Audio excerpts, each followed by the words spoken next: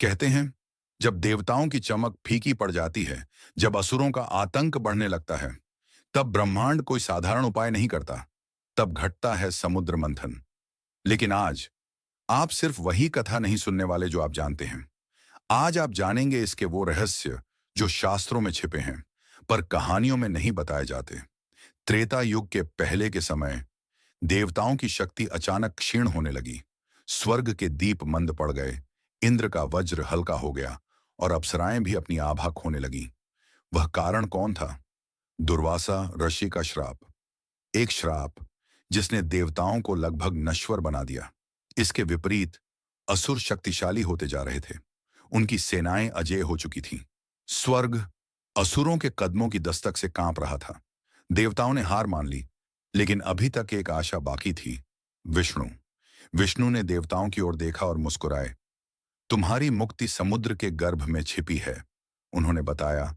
क्षीर सागर में छिपा है अमृत और उसे निकालने के लिए चाहिए समुद्र मंथन। लेकिन यह कार्य अकेले देवताओं से नहीं हो सकता था।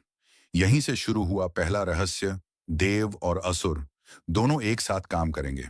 मंथन के लिए चाहिए विशाल पर्वत, चुना गया मंदार। लेकिन जैसे ही पर्वत समुद्र में उतरा, वह गहरे पानी में डूबने लगा। देव घबरा गए। तभी महासागर फटता है और प्रकट होते हैं विष्णु के कूर्म अवतार। एक विशाल कछुए का रूप, जिसकी पीठ पर पूरा मंदार पर्वत टिक जाता। न कूर्म अवतार का असली उद्देश्य। अब वासुकी नाग को रस्सी बनाया गया। असुरों ने उसका मुख पकड़ने की जिद की और यही उनकी सबसे बड़ी भूल थी, क्योंकि वासुकी के मुख से निकलने वाला धुआं धीरे धीरे उनके शरीर को कमजोर कर रहा था। देवताओं को इस रहस्य का पहले से ज्ञान था। इसे कहते हैं रणनीति का दिव्य खेल।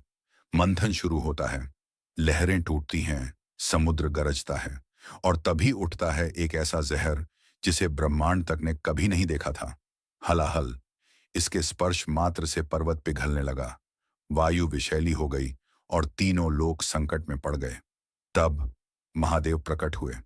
उन्होंने विष को अपने कंठ में रोक लिया और इसीलिए वे बने नीलकंठ।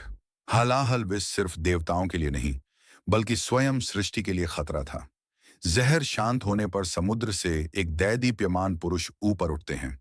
हाथ में अमृत कलश, देव वैद्य धन्वंतरी।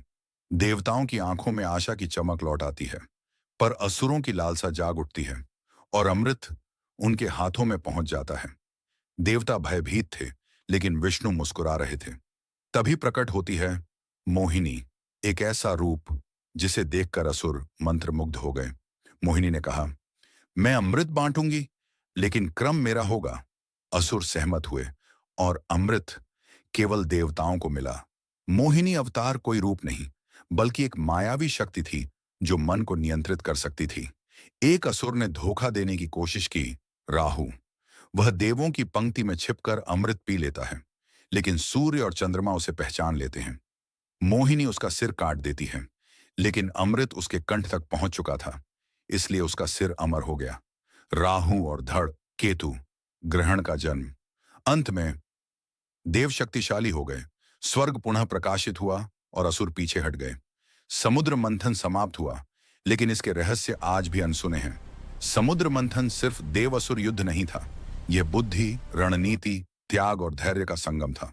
और सबसे बड़ा संदेश, जब संकट बहुत बड़ा हो तो सृष्टि स्वयं नए रूप धारण करती है धरती की रक्षा करने के लिए।